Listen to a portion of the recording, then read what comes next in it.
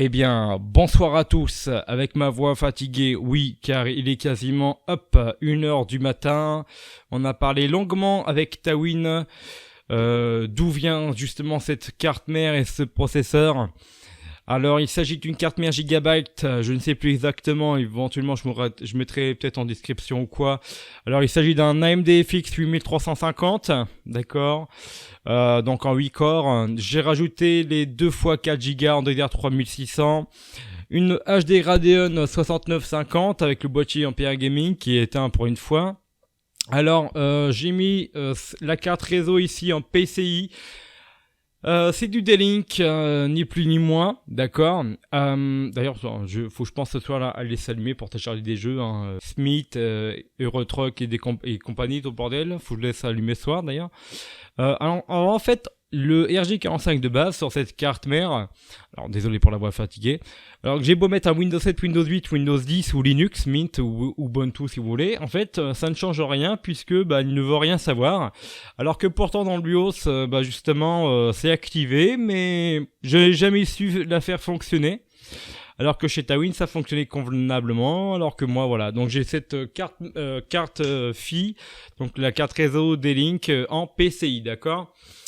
Alors, donc la 6950 ne sera pas changée par une R7 puisque le vendeur n'a pas envoyé la carte graphique après quelques jours.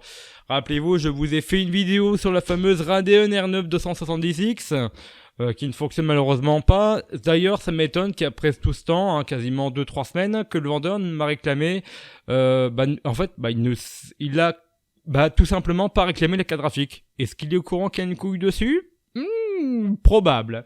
Voilà, donc c'est bizarre. Donc je la garde pour l'instant, on verra bien. Il y a quelques personnes en commentaire, on va faire autrement, voilà, qui m'a dit éventuellement que le BIOS était cheaté.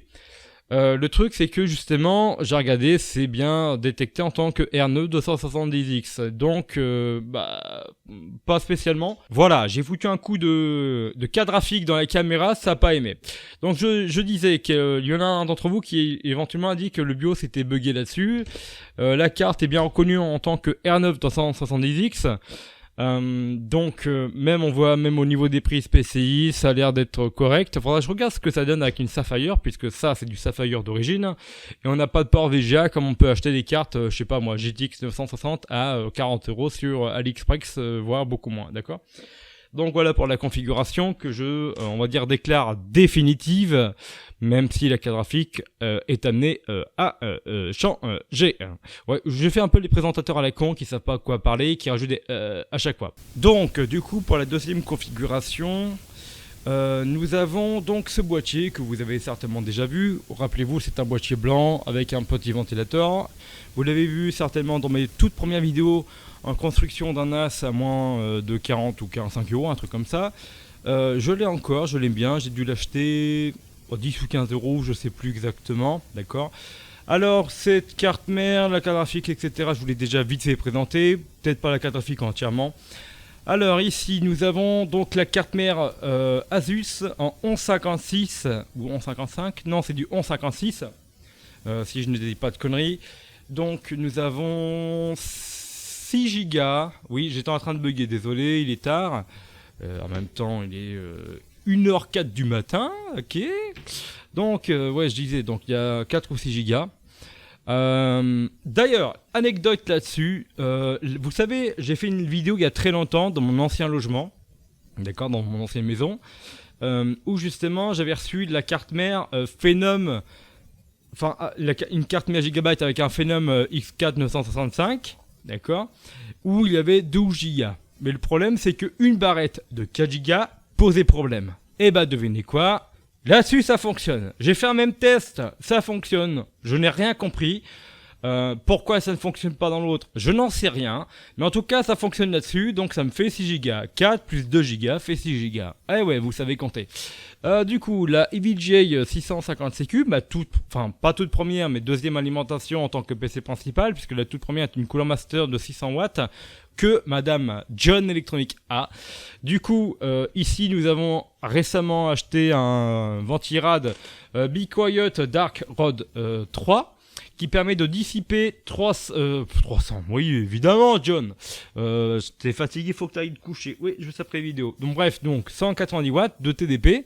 Le truc, c'est qu'on avait passé alors si on me rappelle bien, hein, de 2,66 à 3,80. Donc éventuellement, on pourra un peu plus overclocker. Sachant qu'on avait un ventirad plus ou moins stock avec une petite base en cuivre. D'accord, à la base, pour passer de 2,66 à 3,80. D'accord. Donc ici, une GTX 275. Je vous l'ai déjà vite fait présenter avec des tests à la con. Du coup, on va pouvoir la tester un peu plus. Et ici, nous avons un disque dur de 160 Go ou de 500 Go, je ne sais plus ce que j'ai foutu dedans. Bref, voilà, c'est une configuration définitive qui ne risque pas de bouger. Éventuellement pour tester des cartes ou quoi. Donc, prochaine vidéo là-dessus, c'est de tester la 275 là-dessus. Avec le 750, c'est-à-dire overclock, déjà le processeur. Parce que le carte graphique, je overclock quasiment jamais, c'est inutile, je vois pas l'intérêt de gagner 1% et en la foutant en l'air en montant le V-Core, qui ne sert strictement à rien, par la faire chauffer. Oui, je vous ai présenté la R9 270X et à mon avis, c'est ce que le vendeur a fait, hein, pour la niquer bien profond. Donc voilà, je sais pas si vous voulez le voir autrement. Voilà, le ventirad est assez conséquent. Vous devriez bien le voir. Voilà. Donc bref, ça marche, c'est du Be Quiet. Alors Be Quiet en alimentation, en ce moment ça me tente, même si je reste partenaire FSP, hein, comme vous le savez. Mais en tout cas, pour les refroidissements, je fais totale confiance à Be Quiet et non pas Cooler Master, hein, par exemple. Ouais, j'ai testé le Hyper Evo 212 un peu comme tout le monde, ou le TX3 par exemple. Mais voilà, donc overclock du processeur, tester la carte graphique la 275 à fond. J'ai récupéré une 275 également qui a des artefacts. On va essayer de voir ce qu'il y a dedans, si on peut peut-être faire un petit coup de décapeur thermique, c'est-à-dire un petit coup d'air chaud si vous préférez, ok, pour voir si on peut éventuellement la réanimer en quelque sorte grâce à la ressoudure vite fait au reflux. Par exemple, juste en faisant ça, juste un petit coup d'air chaud, des fois ça fonctionne, des fois ça fonctionne pas, mais la majorité des cas ça ne fonctionne pas. Mais on va dire à 15%, 20% de chance de la sauver comme ça. Je peux vous la montrer, elle est dans les boîtes. Et j'ai la flemme d'y aller à 1h du mat. Donc la récup du mois d'octobre l'année dernière, hein, pour vous dire. Donc éventuellement on pourra peut-être faire un SLI. J'ai prévu de faire un SLI dessus. 2 fois 16X là-dessus, donc ça peut être pas mal. Bon, certes les cartes vont être assez serrées dessus, mais j'ai prévu plus tard, donc là c'est une définitive, mais elle va upgrader. Elle va upgrader, c'est-à-dire que j'ai prévu d'y foutre 2 960 dessus également. Puisque quand j'étais chez un client, on va dire qu'il m'a un tout petit peu converti là-dessus, d'accord. Donc voilà, bref, le i5 750 qu'on a prévu d'overclocker, test de la 275, éventuellement un SLI 275, plus tard de la 960, mais j'ai prévu de faire un SLI dessus. Alors certains jeux fonctionneront, d'autres non, puisque certains jeux sont optimisés pour une seule carte, d'accord. Et ça, ce qu'il faut savoir, c'est pas parce que vous avez un SLI par exemple, que forcément tous les jeux vont être 140 FPS au lieu de 50. Non, vraiment rien. Non, il y a des jeux qui sont optis pour une seule carte et il y a des jeux qui sont optis pour 2 cartes. Comme il y en a qui vont prendre en charge 3 cartes, comme il y en a qui vont prendre en charge 4 cartes. Oui, ça existe, vraiment 4 cartes. Il y a des jeux qui sont optimisés pour ça. Bon, du coup, la troisième et dernière configuration, donc un tout petit peu ici, mais ça c'est avec le déménagement. Bon, certes, ça peut se repeindre, c'est pas grave. Je vous ai sorti il y a très longtemps une vidéo concernant The Green PC, hein, donc le PC vert à la française. Donc ici nous avons une carte graphique, une ATI Radeon 9200 SE, si je dis pas de conneries, qu'on m'avait donné avec une carte mère. Je vous ai fait une vidéo dessus d'ailleurs, une MCP ou MCPT, je ne sais plus, je crois que c'était la MCPT. Non, tu n'as pas pété, ça on est d'accord, mais la carte mère c'est MCP-6T, hein, cherche pas à comprendre, voilà. Ok, bon, il est 1h matin, il est temps de dormir. Du coup, j'ai récupéré la carte graphique dessus avec un condo gonflé. D'ailleurs, je vais fait une vidéo sur Insta de cette config, ça fait plus de 100 likes, c'est... Wow, vous avez explosé les gars, mesdemoiselles et messieurs, wow, Merci, hein, je pensais pas que ça allait prendre autant d'ampleur. Je pensais, mais pas autant, vraiment. Donc, ici, on a une carte mère en 478. Eh ouais, ça change. Donc, une carte mère Soltec, pour ceux qui ne connaissent pas, c'est russe, et ça n'a pas duré longtemps. Ça a duré à peine 4 ou 5 ans, ok. Donc, ventilation stock Intel, et dedans, nous avons un Celeron, je ne sais plus à quelle fréquence. Alors, je me demande pas si c'est du 1,40 ou du 2,80, je sais plus du tout. Donc nous avons 512 mégas de RAM, les condos sont ok, il n'y a aucun problème, la carte mère est nickel, tout fonctionne, pas de souci. Éventuellement, bon, c'est une configuration définitive, même si je pense qu'elle est à upgrader niveau RAM. Donc ici nous avons Windows XP sur un disque dur IDE, vous parlez la tasse que vous voulez, hein, voilà. Donc du 40 Go, je crois que c'est du Seagate, ou Western Digital, l'un ou l'autre dans tous les cas. Pas le Samsung, pas d'Hitachi, tout le bordel.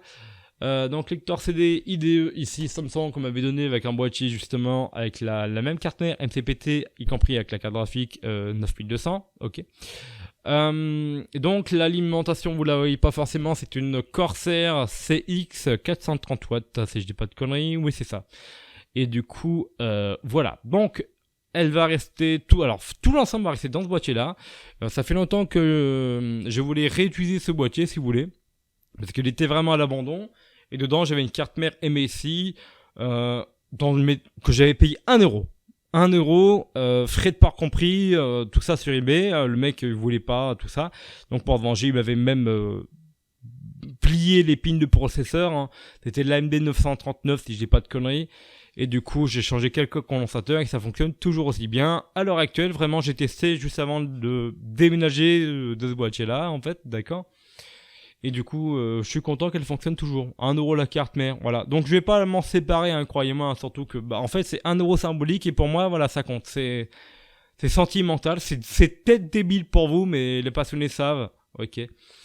Ou les intéressés savent, ok. Bon, du coup, ce PC, j'ai prévu quelques vidéos dessus, donc tester la 9200, d'accord.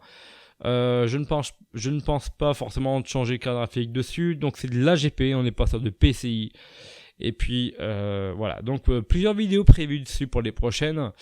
Je pense qu'on va rester à une vidéo tous les 2 semaines, voire 1 mois, ça dépend. Voilà, donc en tout cas, merci d'avoir visionné cette vidéo. N'hésitez pas à lâcher le petit like et votre commentaire. J'y répondrai, bien sûr. Comme d'habitude, il n'y a aucun souci là-dessus. Et je n'ai plus qu'à vous dire à la prochaine. Bye, allez, dodo. Hop là.